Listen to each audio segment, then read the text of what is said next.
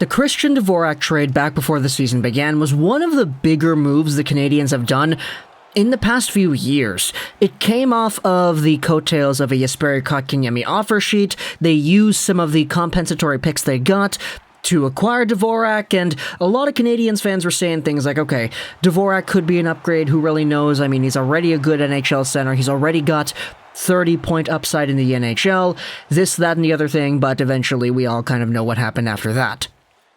Christian Dvorak playing for the Montreal Canadiens this season for a chunk of the year. Let's go out there and say that he hasn't played in a month, unfortunately, because he is injured, so that's very unfortunate for him. But this season with Montreal, he's got 16 points in 34 games played, on pace for 30 points in 64 games.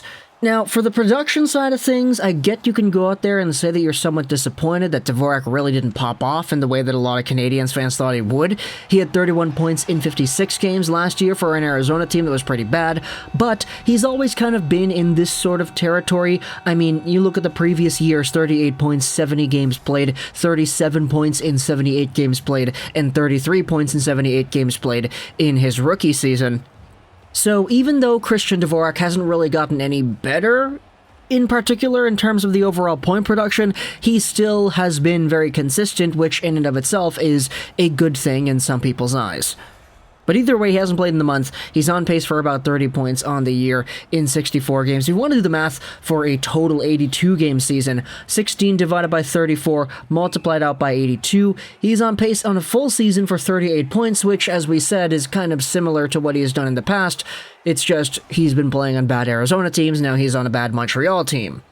The reason we're talking about Dvorak here today is because we had ourselves this radio hit done by the guys over on The Scrum. Sean Campbell, Tony Marinaro, Mitch Gallo, and John Still. This was on TSN 690 2 days ago, or was it yesterday? I'm not really too sure.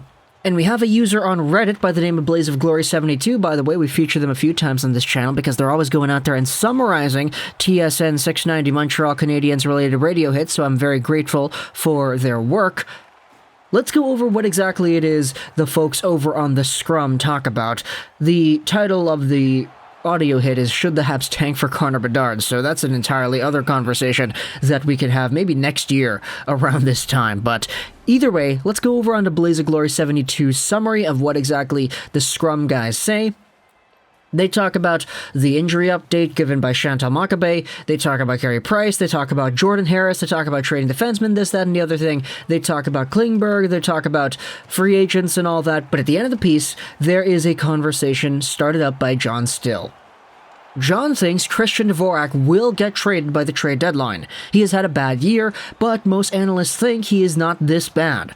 John thinks many teams would love to acquire a defensively responsible two-way center who can slot in on the second or third line. John thinks we would like to get a big contract off the books for an underperforming player. Campbell does not think we'll trade him, especially after we gave him a first-round pick for him. Gallo does not think it's off the table, but he thinks Montreal would rather wait for Dvorak's trade value to increase before shopping him. Tony Marinaro says that he thinks the team is not happy with what Dvorak brings for what he is paid. Tony thinks Dvorak is a third-line center, paid like a second-line center. We have Evans, though, who can fill in the same role for a fraction of the price. John says that Hughes wants this team to be a fast team, and Dvorak and Hoffman are our slowest players. And so, this is just one conversation of many that you can have when it comes to the Montreal Canadiens. I think it was Chris Johnston who also had himself a radio hit talking about how guys like Drouin and Hoffman are also on the block potentially. But for Christian Dvorak, for a whole bunch of TSN 690 guys to go out there and say on their show that they think he might get traded, others disagreeing, it is kind of an interesting conversation to have. Christian Dvorak, to me, was always a guy that had himself a boatload more potential than what he has shown off at the NHL level. I'll always remember taking a look at what it was that he actually did in the OHL, where, as the captain of the team in 2015-16, he played alongside of Matthew Tkachuk and Mitch Marner, and a lot of people might go out there and think automatically, oh, he played with Tkachuk and Marner. He probably benefited greatly from playing with these guys, didn't he? Well, that might be a good preliminary thought to have, but you gotta remember Christian Dvorak actually was the top point guy, and he was the captain of the team, so Dvorak, just by default, was already a pretty good player, especially as a second-round pick by the Coyotes in 2014. It's just he was never really that number one star like a Marner or a Tkachuk was. We noted the numbers and how he immediately became an NHL player after that, how he was always a stable two-way center that had some playmaking and offense to him, but this season was not really that good of a season compared to what we thought he would have been able to become. There was always this entire idea, oh, he's playing in Arizona, it's a bad team, he's probably got a lot more in the tank than he has shown off so far. And you could honestly say the same thing about Dvorak in Montreal this season. He went from a bad Arizona team to a bad Montreal team. And to be fair, Dominique Ducharme has gone out there and really made things bad for a lot of people on this squad, and Marty St. Louis has been a saint, a gift from the heavens, so to speak.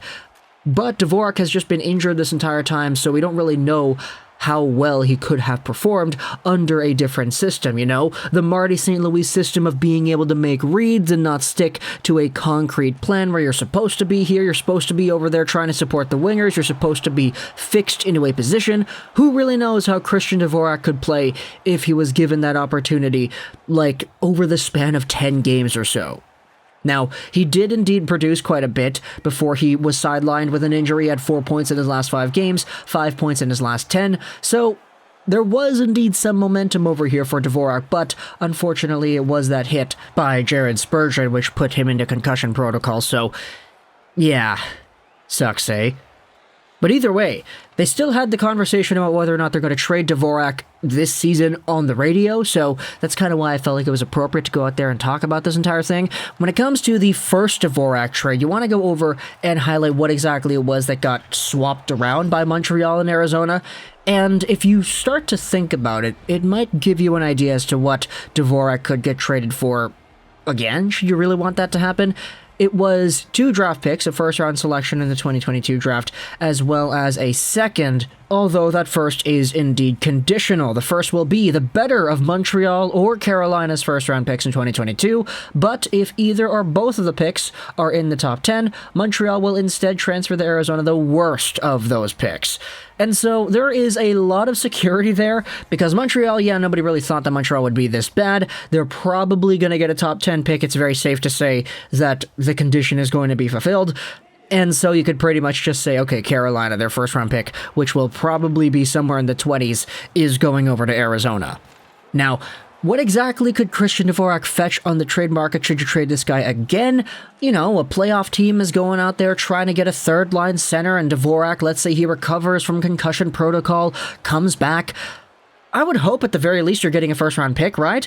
And if you get a first-round pick for Dvorak, you're getting a first-round pick from a team that's probably going to make the second round, therefore their first is probably going to be in the 20s, then the final outcome is really similar to what the initial circumstances were in the first place. You have 2 first-round picks, one from Montreal that's in the top 10, and then one from another playoff team, not Carolina, but somebody else, that's somewhere in the top 20. The only difference is you gave up a second-round pick to get this entire thing underway. So, I mean, it's not that bad. You lost out on the second, but the Montreal Canadiens, thanks to Bergevin, have a ton of draft picks, and they have made so many acquisitions over the past few years that I guess it kind of works out okay, I guess. Like, sure, you never want to lose out on a second, but as we have highlighted in previous videos, a second to the Montreal Canadiens is not really as valuable as a second to other teams, just based off the sheer quantity of seconds the Habs have had over the years. And so, that's the bare minimum, right? If you trade Dvorak away to a playoff team and you get that first, that's how everything goes down. But if you trade away Dvorak and you get yourselves a first and a second, then you kind of just break even, right? And besides, it's highlighted in the TSN 690 radio hit that NHL teams feel like Dvorak is better than what he has shown off in Montreal. And that's kind of what you go out there and bet on if you do talk about this guy in trade conversations. So, talk to me in the comments, what do you think about Christian Dvorak and how he has performed so far in the Montreal Canadiens system? Have you been a fan of everything he has done? I know a lot of people were sort of expecting more, but they were expecting more out of a lot of Canadiens players, not just Dvorak, so I think it would be kind of unfair to make it seem like he is the only one who is underperforming, but you can let me know either way in the comments all your thoughts and opinions about that. Should the Montreal Canadiens go out there and trade Dvorak again? How do you feel about the initial trade now that we've done the season, or we're partway through the season and Dvorak is out with an injury? I hope you enjoyed this video, and bye.